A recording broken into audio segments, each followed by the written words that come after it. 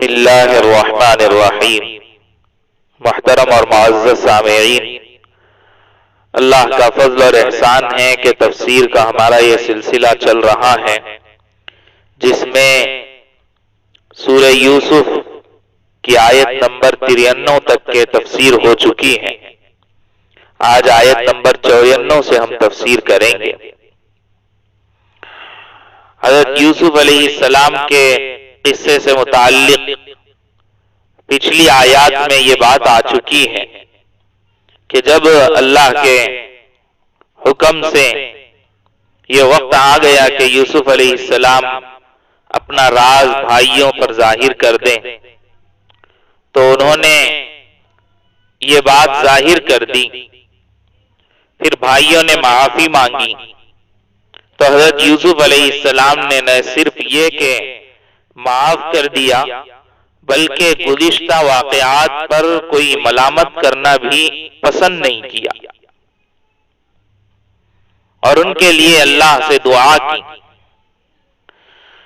پھر جب والد سے ملاقات کی فکر ہوئی تو حالات کے لحاظ سے مناسب یہ سمجھا کہ والد صاحب پورے خاندان کے ساتھ یہیں پر تشریف لے آئیں،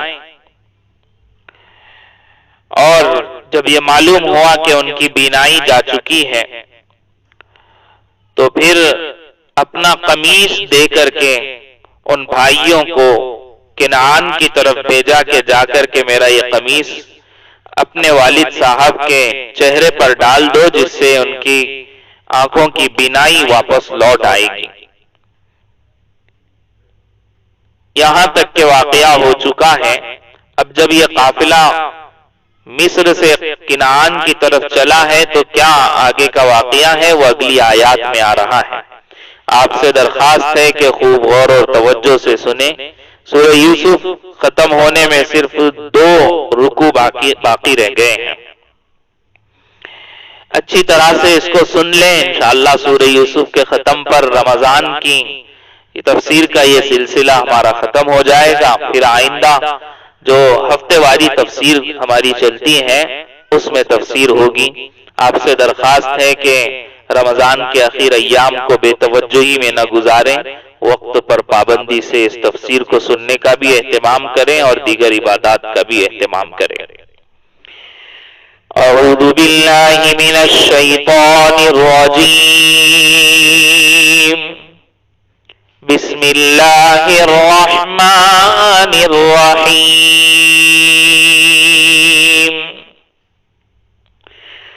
ولما فصلت العیر قال ابوهم انی لأجد ریح یوسف لولا ان تفندون۔ اور جب یہ قافلہ مصر سے کنعان کی طرف روانہ ہوا تو ان کے والد نے کنعان میں آس پاس کے لوگوں سے کہا کہ اگر تم مجھے یہ نہ کہو کہ بوڑھا سٹھیا گیا ہے تو مجھے تو یوسف کی خوشبو آ رہی ہے۔ قالوا تاللہ انک لفی ضلالک القدیم۔ لوگوں نے کہا اللہ کی قسم آپ ابھی تک اپنی پرانی غلط فہمی میں پڑے ہوئے ہیں۔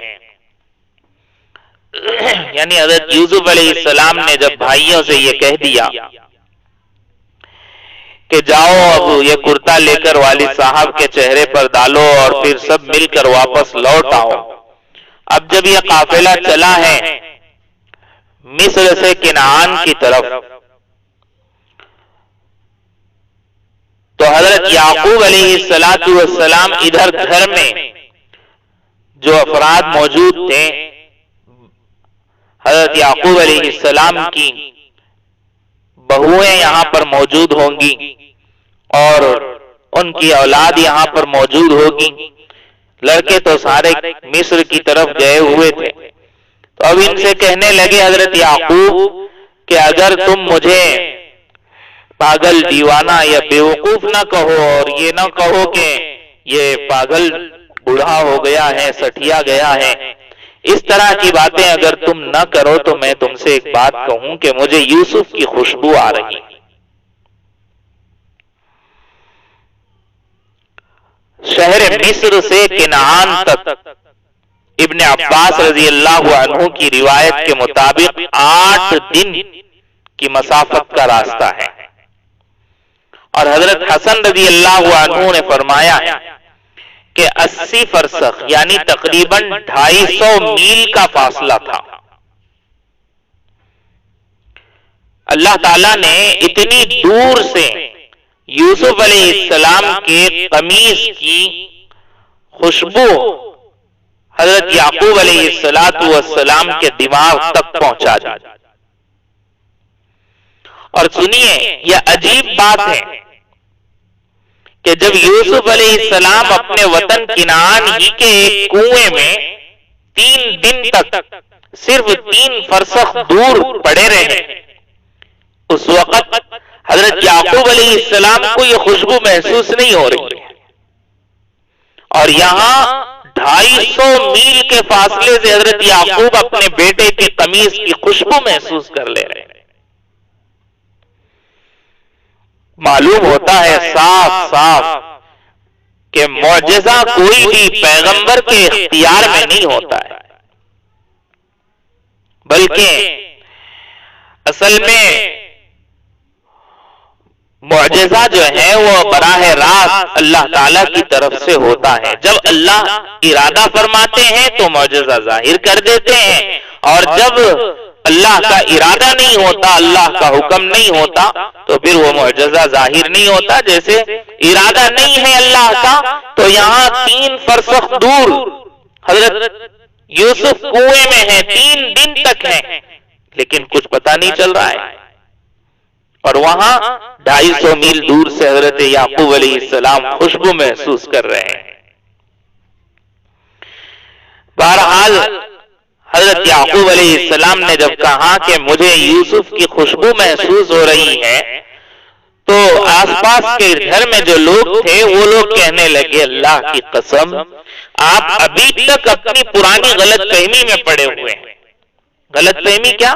کہ یوسف ابھی زندہ ہیں اور ان سے ملاقات ہو سکتی ہے، اس کو وہ لوگ غلط فہمی کہہ رہے ہیں۔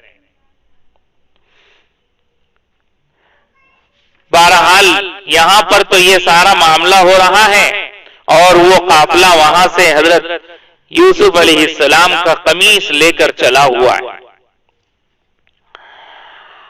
جب وہ قمیص لے کر وہاں سے چلے ہیں تو حضرت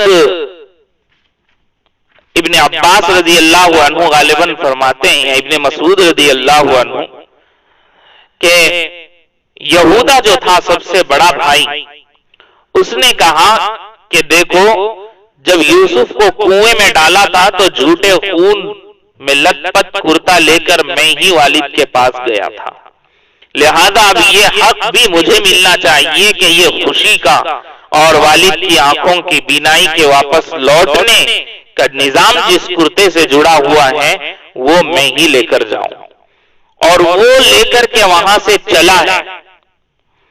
بعض روایات میں یہ بھی ہے کہ وہ وہاں سے لے کر پیدل دوڑا ہے، کچھ کھانا دانا پانی ساتھ میں لے کر، اور دوڑتے دوڑتے وہاں سے حضرت یعقوب علیہ السلام کے پاس آیا اور ان کی آنکھوں پر وہ کرتا ڈال دیا۔ اسی کو قرآن کریم کہتا ہے، فَلَمَّا جَاءَ الْبَشِيرُ أَلْقَاهُ عَلَى وَجْهِهِ فَارْتَدَّ بَصِيرًا قَالَ أَلَمْ أَقُلْ لَكُمْ إِنِّي أَعْلَمُ مِنَ اللَّهِ مَا لَا تَعْلَمُونَ۔ پھر جب خوشخبری دینے والا پہنچ گیا تو اس نے یوسف کا قمیص ان کے منہ پر ڈال دیا اور فوراً ان کی بینائی واپس آ گئی۔ انہوں نے اپنے بیٹوں سے کہا، کیا میں نے تم سے نہیں کہا تھا کہ اللہ کے بارے میں جتنا میں جانتا ہوں تم نہیں جانتے؟ خوشخبری دینے والا یعنی حضرت یوسف علیہ السلام کا جو سب سے بڑا بھائی تھا، جس کا نام یہودا ذکر کیا گیا ہے، بعض روایات میں روبن بھی آیا ہے، تو وہ وہاں سے بھاگتا ہوا آیا اور حضرت یعقوب کے چہرے پر اس نے جو کرتا ڈالا ہے حضرت یوسف کا، تو بینائی واپس لوٹ آئی۔ حضرت یعقوب کہنے لگے فوراً، دیکھو سنو سنو، میں نے تم کو پہلے ہی کہا تھا کہ میں اللہ کی طرف سے جو باتیں جانتا ہوں یا اللہ کے بارے میں جو باتیں جانتا ہوں وہ تم نہیں جانتے۔ مفسرین کہتے ہیں کہ حضرت یوسف علیہ السلام کے قمیص سے کئی اہم واقعات ظاہر ہوئے۔ انہی کے قمیص کو ان کے بھائیوں نے خون لگا کر کے حضرت یعقوب علیہ السلام کے سامنے پیش کیا تھا کہ یوسف کو بھیڑیا کھا گیا ہے، لیکن حضرت یعقوب اس کو صحیح سالم دیکھ کر یہ سمجھ گئے تھے کہ یوسف علیہ السلام کو بھیڑیے نے نہیں کھایا۔ پھر دوسرا واقعہ حضرت یوسف کے قمیص سے جڑا ہوا وہ ہے جو زلیخا کے ساتھ پیش آیا۔ انہی کا قمیص تھا جو زلیخا نے پیچھے سے پکڑ کر کے پھاڑ دیا تھا، اور پھر ایک گواہی دینے والے نے گواہی دی تھی کہ قمیص کو دیکھو کہ کدھر سے پھٹا ہوا ہے۔ اگر سامنے سے پھٹا ہے حضرت یوسف کا قمیص تو یوسف گناہگار ہے، یوسف مجرم ہے، اور اگر یوسف کا قمیص پیچھے سے پھٹا ہے تو یوسف بے گناہ ہے اور زلیخا گناہگار ہے، زلیخا مجرم ہے۔ چیک کیا گیا تو قمیص پیچھے سے پھٹا ہوا نکلا۔ حضرت یوسف کی برات ظاہر کرنے کے لیے دلیل بنا ہے یہ قمیص حضرت یوسف علیہ السلام۔ اور پھر تیسرا واقعہ یہ ہے حضرت یوسف علیہ السلام کے قمیص سے جڑا ہوا کہ جس کی خوشبو حضرت یعقوب علیہ السلام کو دور سے ہی محسوس ہو گئی، اور پھر اسی قمیص کو چہرے پر ڈالنے سے حضرت یعقوب علیہ السلام کی بینائی واپس لوٹ آئی۔ عجیب حضرت یوسف علیہ السلام کا یہ کرتا ہے۔ بہرحال اب یہ سب بھائی آئے اور والد محترم کے چہرے پر ڈالا، یہ ساری گفتگو ان کے درمیان ہوئی۔ اب سارے بھائی نادم ہوئے اپنے کرتوتوں پر اور ابو جان سے کہنے لگے، قالوا یا ابانا استغفر لنا ذنوبنا انا كنا خاطئین۔ وہ کہنے لگے یعنی بھائی، ابا جان آپ ہمارے گناہوں کی بخشش کی دعا فرما دیجئے، ہم یقیناً بڑے خطا کار تھے۔ سارے حقیقتیں ساری ظاہر ہو گئی، واضح ہو گئی، تو اب برادران یوسف اپنے والد سے اپنے خطاؤں کی معافی کے لیے درخواست کر رہے ہیں کہ ابا جان آپ تو معاف کر ہی دیں، اور اللہ سے بھی دعا فرما دیں کہ اللہ ہم کو معاف کر دے۔ تو حضرت یعقوب علیہ السلام کیا کہہ رہے ہیں؟ قال سوف استغفر لكم ربی انہ هو الغفور الرحیم۔ یعقوب نے کہا میں عنقریب اپنے پروردگار سے تمہاری بخشش کی دعا کروں گا، بے شک وہی ہے جو بہت بخشنے والا اور بڑا مہربان ہے۔ حضرت یعقوب علیہ السلام نے فرمایا کہ میں عنقریب دعا کروں گا۔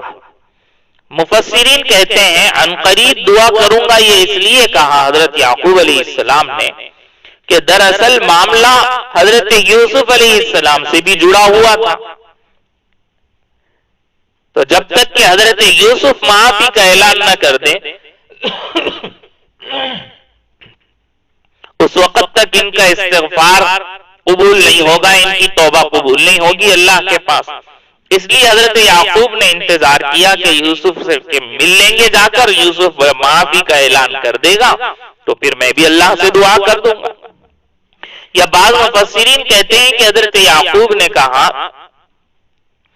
کہ رات کے آخر حصے میں اللہ کے پاس دعائیں قبول ہوتی ہیں، اس وقت میں اللہ سے رو رو کر کے بہت اچھی طرح سے تمہارے لیے دعا کروں گا، اس لیے کہا کہ میں عنقریب تمہارے لیے دعا کروں گا۔ انہ هو الغفور الرحیم، بے شک وہی ہے جو بہت بخشنے والا بڑا مہربان ہے۔ چنانچہ صحیح بخاری اور مسلم کی حدیث میں ہے کہ اللہ تعالیٰ ہر رات کے آخری تہائی حصے میں زمین سے قریب والے آسمان پر جو ہے نازل ہوتے ہیں، یعنی توجہ فرماتے ہیں اور یہ اعلان کرتے ہیں کہ کون ہے جو مجھ سے دعا مانگے میں اس کی دعا قبول کروں، اور کون ہے جو مجھ سے مغفرت چاہے میں اس کی مغفرت کروں، یہ اعلان کرتے ہیں۔ تو حضرت یعقوب علیہ السلام نے اس لیے کہا کہ رات کے اخیر پہر میں تمہارے لیے میں دعا کروں گا۔ اب یہ ساری باتیں یہاں پر ہو گئی۔ بعض روایات میں یہ بھی ہے کہ حضرت یعقوب علیہ السلام نے بھائیوں سے پوچھا کہ تم نے یوسف کو کس حال میں پایا، کیا حال ہے یوسف کا؟ تو بھائیوں نے سنایا کہ ابا جان وہ تو بہت بڑا بادشاہ بن گیا ہے، عزیز مصر بن گیا ہے، وہاں کی سلطنت کا فرما روا ہے وہ تو حضرت یعقوب علیہ السلام کہنے لگے کہ نہ، میں تو یوسف کے دین کے سلسلے میں پوچھ رہا ہوں، وہ بادشاہ بنا ہے تو بنتا رہے، مجھے اس سے کیا لینا دینا، یوسف کے دین کے سلسلے میں مجھے بتاؤ کہ کس دین پر تم اس کو چھوڑ آئے۔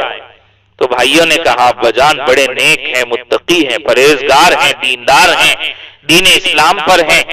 تو حضرت یعقوب علیہ السلام نے کہا کہ بس میں یہی چاہتا تھا کہ یوسف کا دین برباد نہ ہو۔ معلوم ہوا کہ والدین کو سب سے زیادہ اولاد کے دین کے سلسلے کی فکر ہونا چاہیے۔ میں نے یہ جو قول ابھی نقل کیا ہے نا کہ حضرت یعقوب علیہ السلام نے ان کے دین کے سلسلے میں سوال کیا، یہ حضرت حسن رضی رحمت اللہ علیہ سے منقول ہے۔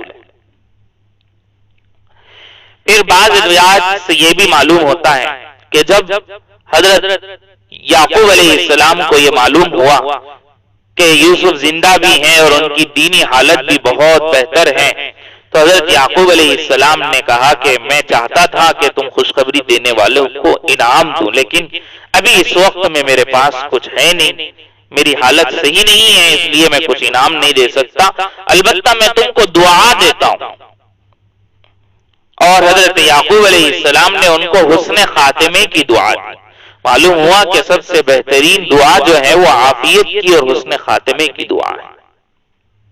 اور یہ بھی معلوم ہوا کہ خوشی کے موقع پر اظہار مسرت کے لیے جو ہے سامنے والے کو انعام دینا بھی جائز اور درست ہے۔ حضرت فاروق اعظم رضی اللہ تعالیٰ عنہ کے بارے میں آتا ہے کہ جب انہوں نے سورہ بقرہ پڑھ کر ختم کی تو خوشی میں ایک اونٹ ذبح کر کے اپنے ساتھیوں کو کھلایا تھا، تو خوشی کے موقع پر دیا جائے۔ یہ بھی بات سمجھنے کی ہے کہ حضرت فاروق اعظم نے کتنے دنوں میں سورہ بقرہ ختم کی۔ ہماری طرح رٹ کر سورہ بقرہ ختم کرنے کا معاملہ نہیں ہے یہاں پر، بلکہ اس کے احکام و مسائل کو سمجھتے اور عمل کرتے ہوئے سورہ بقرہ حضرت فاروق اعظم رضی اللہ تعالیٰ عنہ نے سیکھی تھی۔ معلوم ہوتا ہے بعض روایات سے کہ 2.5 سال میں حضرت فاروق اعظم نے سورہ بقرہ سیکھی تھی۔ تو اونٹ ایک ذبح کر کے کھلایا، تو خوشی کے موقع پر انعام وغیرہ دینا وہ جو ہے چاہیے اور انعام وغیرہ دیا جا سکتا ہے۔ اب حضرت یعقوب علیہ السلام اپنے پورے بھائیوں کے ساتھ جو ہیں اپنے پورے بیٹوں کے ساتھ اب اپنے بیٹے حضرت یوسف علیہ السلام کی طرف چلے ہیں۔ بعض تاریخی روایات سے یہ بات معلوم ہوتی ہے کہ حضرت یوسف علیہ السلام نے جب بھائی وہاں سے چلے تھے کنعان کی طرف تو ان کے ساتھ 200 اونٹ اور اس پر جو ہے خوب سامان کپڑے وغیرہ لاد کر کے واپس بھیجا تھا ان کو وہاں سے کہ پورے خاندان کو ان اونٹوں پر بہت اچھی طرح سے لے کر آنا یہاں پر۔ تو شاہی لباس بھی بھیجا اور شاہی سواریاں بھی ان کے لیے بھیجی، اونٹ بھیجے کہ ان پر سوار کر کے پورے خاندان کو لے کر آنا۔ چنانچہ تیاریاں کر کے یہاں سے نکلے ہیں حضرت یعقوب علیہ السلام اپنے پورے خاندان کے ساتھ۔ اس کو قرآن کریم کہتا ہے فَلَمَّا دَخَلُوا عَلَى يُوسُفَ آوَى إِلَيْهِ أَبَوَيْهِ وَقَالَ ادْخُلُوا مِصْرَ إِن شَاءَ اللَّهُ آمِنِينَ پھر جب یہ سب لوگ یوسف کے پاس پہنچے تو انہوں نے اپنے والدین کو اپنے پاس جگا دی اور سب سے کہا کہ آپ سب مصر میں داخل ہو جائیں جہاں انشاءاللہ سب چین سے رہیں گے۔ بعض روایات میں آیا ہے کہ یہ سب جو ہے سامان اور اونٹوں پر سوار ہو کر جب حضرت یوسف علیہ السلام کے پاس آئے تو ان کی تعداد 72 تھی، یعنی حضرت یعقوب کے پورے خاندان کی تعداد وہ 72 تھی۔ اور دوسری روایت میں ہے کہ 93 افراد پر یہ قافلہ جو ہے مشتمل تھا، یعنی مرد و عورت سارے ملا کر کے 93 تھے۔ جب مصر پہنچنے کا وقت قریب آیا ان لوگوں کے تو حضرت یوسف علیہ السلام بھی ملک مصر کے لوگوں کو ساتھ لے کر شہر سے باہر تشریف لائے۔ 4000 سپاہی ان کے ساتھ سلامی دینے کے لیے نکلے۔ بڑا پرتپاک استقبال کیا حضرت یوسف نے اپنے والدین اور اپنے بھائیوں اور اپنے خاندان کا۔ اور جب یہ حضرات مصر میں حضرت یوسف علیہ السلام کے مکان میں داخل ہوئے تو حضرت یوسف علیہ السلام نے والدین کو اپنے پاس ٹھہرایا اور کہا کہ سب خاندان والے یہاں پر اللہ کے حکم سے بے خوف و خطر بغیر کسی پابندی کے داخل ہو جاؤ، اور یہاں پر عام لوگوں کی طرح تمہارے اوپر کوئی پابندی بھی نہیں ہوگی، یعنی ایک ملک سے دوسرے ملک میں داخل ہونے والوں کے لیے بہت سی پابندیاں ہوتی ہیں۔ حضرت یوسف علیہ السلام نے کہا ادخلوا مصر انشاء اللہ آمنین، یعنی سب بے خوف و خطر یہاں پر داخل ہو جاؤ، کوئی پابندی نہیں تمہارے اوپر، کوئی جو ہے پوچھ تاچھ نہیں، کوئی چھان بین نہیں تمہارے ساتھ میں، کوئی عام مسافروں کی طرح سے پابندیاں تمہارے اوپر عائد نہیں ہوتی ہیں۔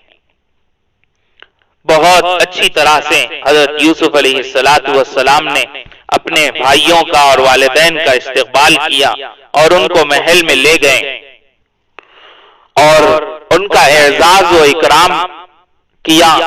اس سلسلے میں قرآن کریم اگلی آیت میں کہتا ہے وَرَفَعَ أَبَوَيْهِ عَلَى الْعَرْشِ وَخَرُّوا لَهُ سُجَّدًا وقال يا أبت هذا تأويل رؤياي من قبل قد جعلها ربي حقا وقد أحسن بي إذ أخرجني من السجن وجاء بكم من البدو من بعد أن نزغ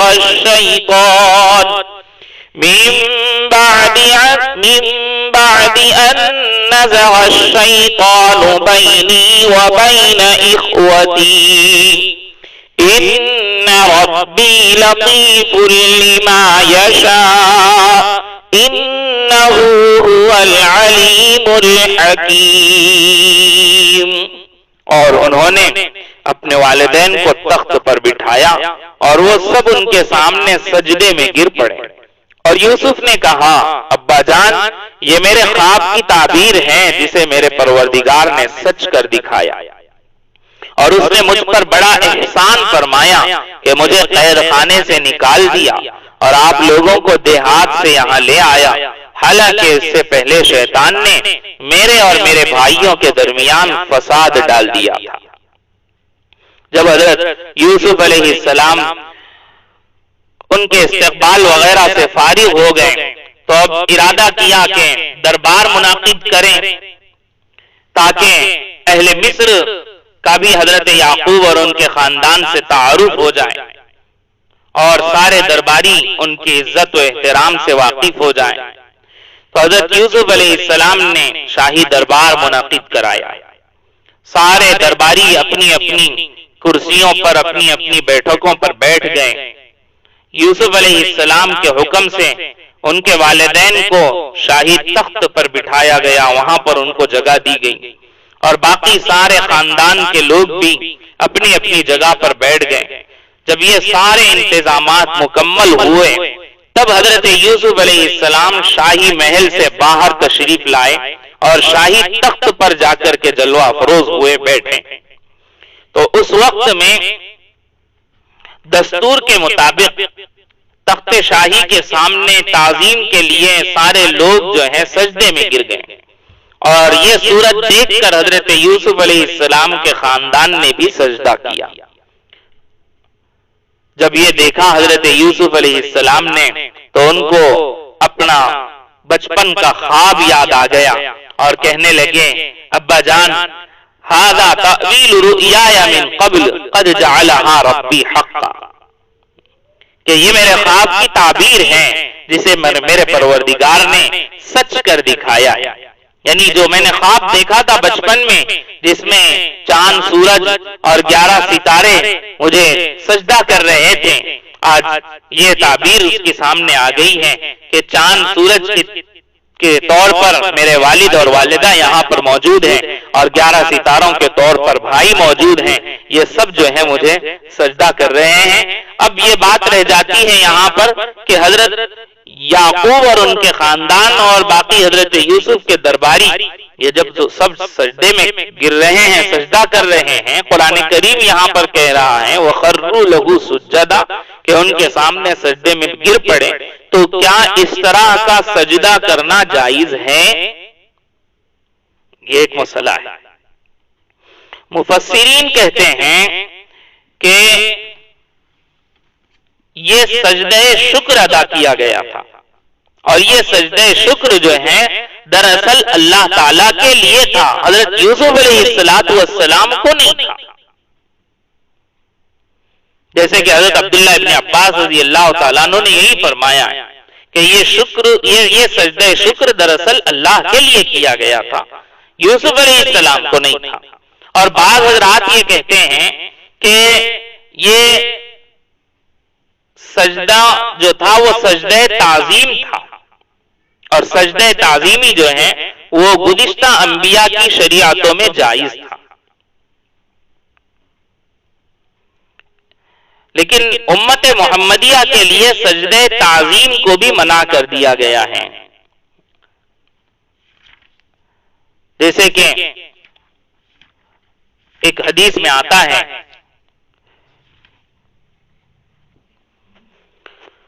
کہ جب حضرت معاذ رضی اللہ تعالیٰ عنہ ملک شام گئے اور وہاں دیکھا کہ نصارہ اپنے بزرگوں کو سجدہ کرتے ہیں، تو واپس آ کر رسول اللہ صلی اللہ علیہ وسلم کو سجدہ کرنا چاہا، تو آپ علیہ السلام نے منع فرما دیا اور فرمایا کہ اگر میں کسی کو سجدہ کرنا جائز سمجھتا تو عورت کو کہتا کہ اپنے شوہر کو سجدہ کیا کرے. اسی طرح حضرت سلمان فارسی رضی اللہ تعالیٰ عنہ نے بھی آپ کو سجدہ کرنا چاہا تھا، تو آپ علیہ السلام نے فرمایا تھا لا تسجد لی یا سلمان واسجد للحی الذی لا یموت، یعنی اے سلمان مجھے سجدہ نہ کرو بلکہ سجدہ صرف اسی ذات کو کرو جو حی قیوم ہے، جس کو کبھی فنا نہیں. معلوم ہوا کہ جب رسول اللہ صلی اللہ علیہ وسلم کے لیے تعظیمی سجدہ جائز نہیں تو کسی اور پیر یا بزرگ یا کسی مزار کے لیے تو بالکل بھی کسی طرح سے جائز نہیں ہو سکتا ہے. یہ ایک مستقل بڑا مسئلہ ہے اور بہت علماء نے اس پر کلام بھی کیا ہے. صاف طور پر یہ بتایا ہے کہ شریعت محمدیہ میں سجدہ تعظیمی بھی جائز نہیں ہے. یہاں پر مختصر طور پر ایک دو روایات کے ذریعے سے میں نے آپ کے سامنے اس مسئلے کو بتا دیا. بہرحال یہاں جو سجدہ ہو رہا ہے ہو سکتا ہے کہ شریعت یوسف کے اندر جائز ہو، شریعت یعقوب کے اندر جائز ہو، لیکن شریعت محمدیہ میں اس کو سختی کے ساتھ منع کر دیا گیا ہے کہ کوئی سجدہ نہیں کر سکتا سوائے اللہ کے کسی کو. قرآن کریم میں بھی اللہ نے فرمایا ہے لا تسجدوا للشمس ولا للقمر واسجدوا للہ ان کنتم ایاہ تعبدون، کہ سورج اور چاند کو سجدہ مت کرو بلکہ اگر تم اللہ کی عبادت کرنے والے ہو تو اسی کو سجدہ کرو، اللہ ہی کو سجدہ کرو. تو سجدہ صرف اللہ ہی کے لیے جائز ہے، کسی اور کے سامنے سر نیاز خم کرنا، جھکانا، پیشانی ٹیکنا یہ کسی بھی طرح سے جائز نہیں ہے۔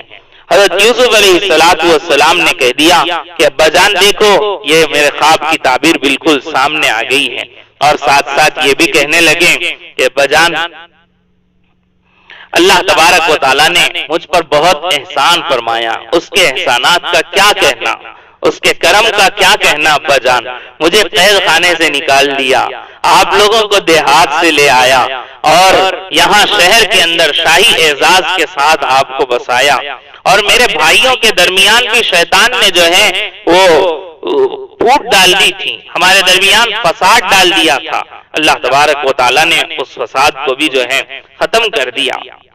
اللہ تبارک و تعالیٰ جو چاہتا ہے اپنی باریک تدبیروں کے ذریعے سے وہ کر کے دکھاتا ہے۔ دیکھیے کتنی بہتر انداز میں حضرت یوسف علیہ السلام نے اللہ تبارک و تعالیٰ کی تعریف کی ہے، اور اپنے اوپر آنے والے مصائب کا خاص طور پر کوئی تذکرہ نہیں کیا۔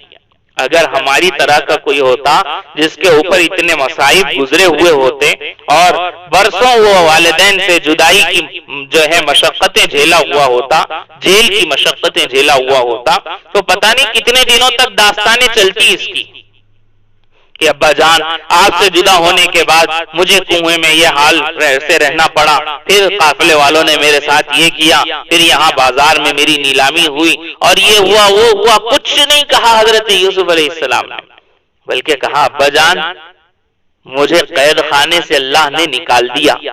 قید خانے میں کیسے گئے، کتنے دن رہے، وہاں کیا مصیبتوں کا سامنا کرنا پڑا، کچھ نہیں۔ جو تکلیفیں تھی اس کا تذکرہ نہیں، بلکہ اللہ نے جو راحت دی، اللہ نے جو انعام کیا اس کا تذکرہ کیا کہ اللہ نے مجھے جیل سے نکلوا دیا۔ اور آپ وہاں دیہات میں پڑے ہوئے تھے، کنعان میں، وہاں مصائب کے شکار تھے، قحط کے اندر پھنسے ہوئے تھے، آپ نے وہاں سے نکال کر یہاں شاہی اعزاز کے ساتھ مصر کے بالکل متمدن اور پرشکوہ اور شان و شوکت کے ساتھ بسے ہوئے شہر کے اندر آپ کو لا کر رکھ دیا۔ معلوم ہوا کہ مصائب کا تذکرہ نہیں کرنا چاہیے زندگی کے اندر ہوئے۔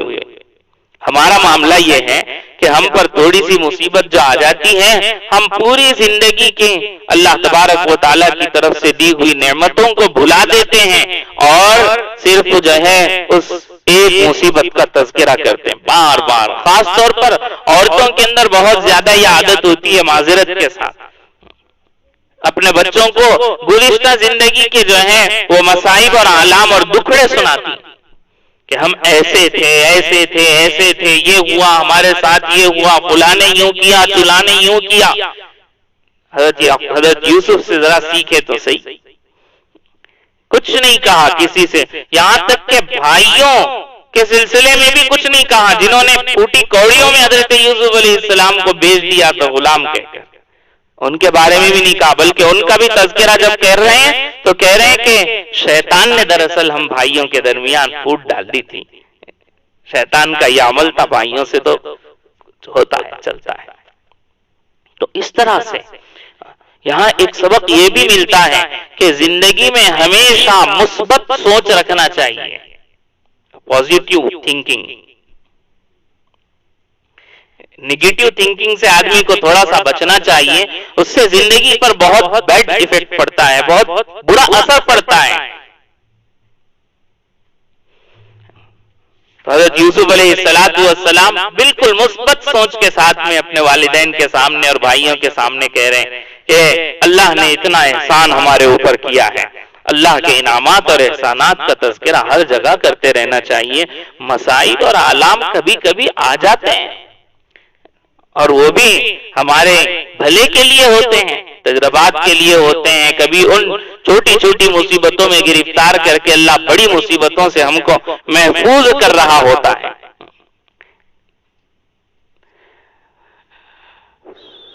حضرت یوسف علیہ السلام کے مصائب کو اگر ترتیب وار ہم دیکھیں تو ان کے مصائب جو ہیں 3 بابوں پر تقسیم ہوتے ہیں۔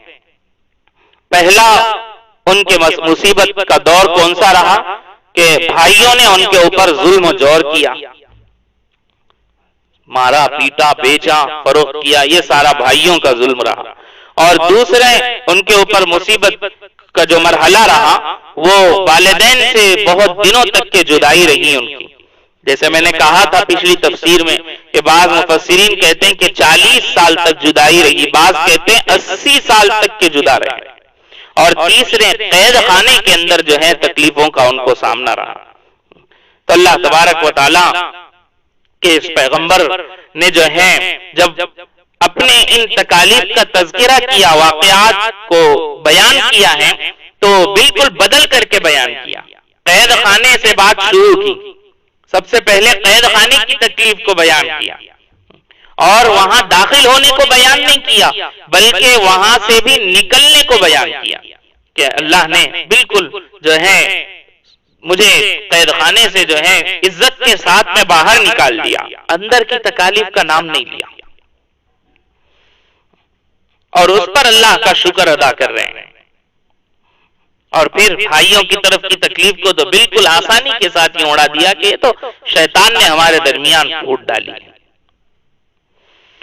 تو کہنے لگے کہ اللہ تبارک و تعالیٰ نے بڑی لطیف اور باریک تدبیر کر کے ہم کو جو ہے سکون اور اطمینان عطا فرمایا ہے. یقیناً وہی ہے جس کا علم بھی کامل ہے اور حکمت بھی کامل ہے. رب قد آتيتني من الملك وعلمتني من تأويل الأحاديث فاطر السماوات والأرض أنت ولي في الدنيا والآخرة توفني مسلما وألحقني بالصالحين. میرے پروردگار، تو نے مجھے حکومت سے بھی حصہ عطا فرمایا اور مجھے تعبیر خواب کے علم سے بھی نوازا. آسمانوں اور زمین کے پیدا کرنے والے تو ہی دنیا اور آخرت میں میرا رکھوالا ہے. مجھے اس حالت میں دنیا سے اٹھانا کہ میں تیرا فرما بردار ہوں اور مجھے نیک لوگوں میں شامل کرنا. اپنی حکومت کو بھی اللہ تبارک و تعالیٰ کی فضل کی طرف منسوب کیا کہ اللہ آپ ہی نے مجھے حکومت عطا فرمائی، اور پھر مجھے خواب کی تعبیر کا علم بھی خاص طور پر عطا کیا. اور پھر دعا کر رہے ہیں کہ یا اللہ مجھے جو ہے آخر تک کے فرما بردار ہی بنا کر رکھنا اور فرما بردار لوگوں ہی کے ساتھ میرا خاتمہ کرنا. دیکھیے یہاں پر حسن خاتمے کی دعا خاص طور پر مانگی گئی حضرت یوسف علیہ السلام کی طرف سے. اللہ تعالیٰ کے مقبول بندوں کا معاملہ ہی یہ ہوتا ہے کہ ان کو کتنے ہی بلند مرتبے حاصل ہوں، کتنے ہی مقامات ان کو نصیب ہوں، لیکن وہ سارے مقامات، وہ سارا جاہ، وہ منصب، وہ اس پر غرور نہیں کرتے بلکہ اس کو اپنی جو ہے قدموں میں رکھتے ہیں. اور ہر وقت اللہ تبارک و تعالیٰ سے یہ چاہتے ہیں کہ اللہ زندگی تو یہ جیسی گزر رہی ہے آپ نے خوب عطا فرمائی، گزر رہی ہے، لیکن آخر وقت میں ہم کو نیک اور فرما بردار لوگوں کی سی موت عطا فرمائیے. آخر وقت تک ان کو یہ کھٹکا لگا رہتا ہے کہ کہیں یہ حالات ختم نہ ہو جائیں، سلب نہ ہو جائیں، کم نہ ہو جائیں، بلکہ جو ہے اور کہیں ہم پھسل نہ جائیں موت کے وقت میں. اس لیے دعا کرتے رہتے ہیں کہ یا اللہ ہم کو موت جو ہے وہ بالکل فرما برداروں والی عطا فرما. تفسیر ابن کثیر میں حضرت حسن رحمت اللہ علیہ کی روایت سے یہ ذکر کیا گیا ہے کہ یوسف علیہ السلام کو جس وقت بھائیوں نے کنویں میں ڈالا تو ان کی عمر 17 سال کی تھی. پھر 80 سال کی عمر تک کے وہ والد سے غائب رہے اور والدین کی ملاقات کے بعد 23 سال تک کے وہ زندہ رہے اور 120 سال کی عمر میں حضرت یوسف علیہ السلام نے وفات پائی.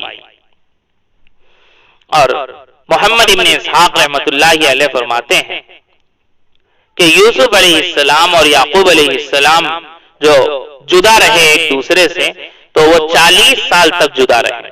پھر حضرت یعقوب علیہ السلام مصر میں آنے کے بعد یوسف علیہ السلام کے ساتھ 17 سال تک زندہ رہے. اس کے بعد حضرت یعقوب کی وفات ہو گئی. بعض اہل تاریخ کے حوالے سے تفسیر قرطبی کے اندر یہ ذکر کیا گیا ہے کہ مصر میں 24 سال رہنے کے بعد حضرت یعقوب علیہ السلام کی وفات ہوئی، اور وفات سے پہلے ہی انہوں نے اپنے بیٹے یوسف علیہ السلام کو یہ وصیت کی تھی کہ میری لاش کو میرے وطن بھیج کر میرے والد اسحاق علیہ السلام کے پاس دفن کیا جائے، یعنی کنعان میں میرے والد کے ساتھ مجھے دفن کیا جائے۔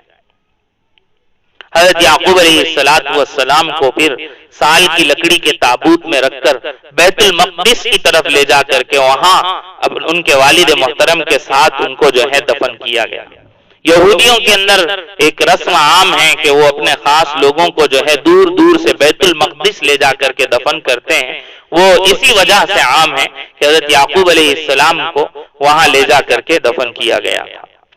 اور سعید ابن جبیر رحمۃ اللہ علیہ یہ بھی کہتے ہیں کہ حضرت یعقوب علیہ السلام کی عمر جو ہے وہ 147 سال کی عمر ہوئی، 147 سال کی عمر میں ان کا انتقال ہوا ہے۔ اور یہ بات بھی آپ کے سامنے ذکر کی جا چکی ہے کہ حضرت ابن مسعود رضی اللہ عنہ فرماتے ہیں کہ 93 افراد جو ہیں وہ مصر کے اندر حضرت یعقوب علیہ السلام کی آل و اولاد کے داخل ہوئے تھے۔ اور جب یہی لوگ حضرت موسیٰ علیہ السلام کے ساتھ بنی اسرائیل حضرت موسیٰ علیہ السلام کے ساتھ مصر سے نکل رہے ہیں تو اس وقت میں ان کی تعداد 6,70,000 ہو گئی تھی۔ حضرت یوسف علیہ السلام کی شادی زلیخا سے جو ہوئی تھی تو حضرت یوسف علیہ السلام کو زلیخا سے 2 لڑکے ہوئے تھے، افرایم اور منشا، اور ایک لڑکی ہوئی تھی جس کا نام رحمت رکھا تھا، جس کا نکاح بعد میں حضرت ایوب علیہ السلام کے ساتھ ہوا۔ اور افرایم کی اولاد میں یوشع ابن نون پیدا ہوئے تھے جو بعد میں حضرت موسیٰ علیہ السلام کے سفر کے ساتھی ہوئے۔ حضرت موسیٰ علیہ السلام کا ایک سفر کا واقعہ بڑا مشہور ہے جو انہوں نے حضرت خضر علیہ السلام کی تلاش میں کیا تھا۔ اس وقت میں جو ایک ساتھ میں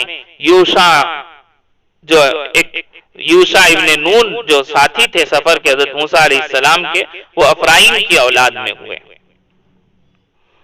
بہرحال اس طرح سے حضرت یعقوب علیہ السلام کی آل و اولاد یعنی بنی اسرائیل وہ کنعان سے نکل کر، شام سے نکل کر مصر میں جا کر کے آباد ہوئے۔ اسی کو قرآن کریم یہاں پر کہتا ہے ذَلِكَ مِنْ أَنْبَاءِ الْغَيْبِ نُوحِيهِ إِلَيْكَ وَمَا كُنْتَ لَدَيْهِمْ إِذْ أَجْمَعُوا أَمْرَهُمْ وَهُمْ يَمْكُرُونَ۔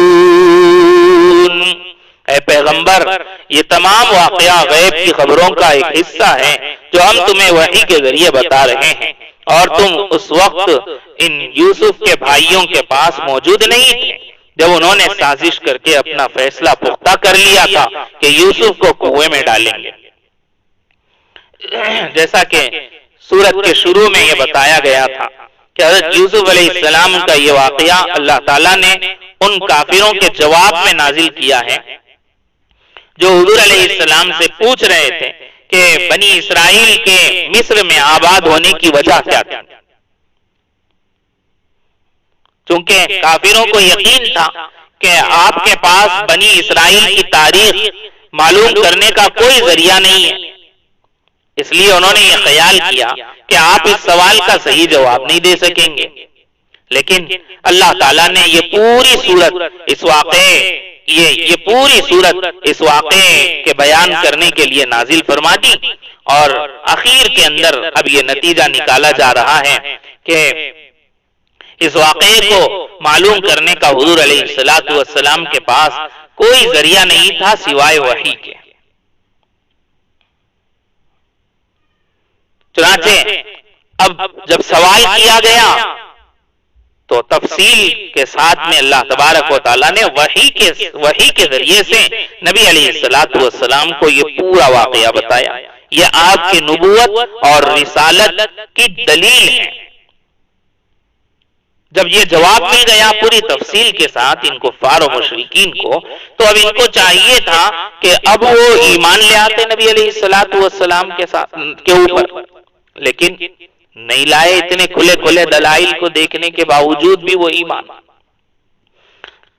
تو اکثر تو اگلی آیت میں باری تعالیٰ اس کے سلسلے میں فرما رہے ہیں کہ اتنے کھلے کھلے دلائل دیکھنے کے باوجود ان میں سے اکثر لوگ جو ہے وہ ایمان نہیں لانے والے ہیں، آپ چاہے کتنا ہی دل سے چاہت کریں کہ یہ ایمان لے آئے۔ اسی کو اگلی آیت میں فرمایا ہے وَمَا أَكْثَرُ النَّاسِ وَلَوْ حَرَصْتَ بِمُؤْمِنِينَ۔ اس کے باوجود اکثر لوگ ایمان لانے والے نہیں ہیں، چاہے تمہارا کیسا ہی دل چاہتا ہو۔ وَمَا تَسْأَلُهُمْ عَلَيْهِ مِنْ أَجْرٍ إِنْ هُوَ إِلَّا ذِكْرٌ لِّلْعَالَمِينَ۔ حالانکہ تم ان سے اس تبلیغ پر کوئی اجرت نہیں مانگتے، یہ تو دنیا جہان کے سب لوگوں کے لیے بس ایک نصیحت کا پیغام ہے۔ آپ علیہ السلام جو یہ محنت کر رہے ہیں تو اس محنت پر کوئی اجر کوئی اجرت ان سے نہیں مانگتے تھے کفار و مشرکین سے، کہ ان کو خوف ہو کہ اگر آقا صلی اللہ علیہ وسلم کی اس دعوت پر ہم لبیک کہہ لیں تو ہم کو کچھ فیس دینی پڑے گی حضور علیہ السلام کو۔ نہیں، کوئی اجرت اللہ کے نبی نے نہیں مانگی، اور کسی نبی نے کبھی بھی کوئی اجرت اپنی محنت کے بدلے طلب نہیں کی دنیا والوں سے۔ اس کا نبی کا اجر اور نبی کی مزدوری تو اللہ تبارک و تعالیٰ آخرت میں دیں گے ان کے شان کے مطابق۔ اور فرمایا کہ یہ قرآن کریم جو ہے ایک نصیحت کا پیغام ہے ساری دنیا والوں کے لیے، پوری دنیا والوں کے لیے یہ نصیحت کا پیغام ہے۔ اللہ تبارک و تعالیٰ قرآن کریم کو سننے، سمجھنے اور پڑھنے کا شوق ہم کو نصیب فرمائے۔ آخری ایک رکوع باقی رہ گیا ہے، کل انشاءاللہ سورہ یوسف ختم ہو جائے گی۔ وآخر دعوانا ان الحمد للہ رب العالمین۔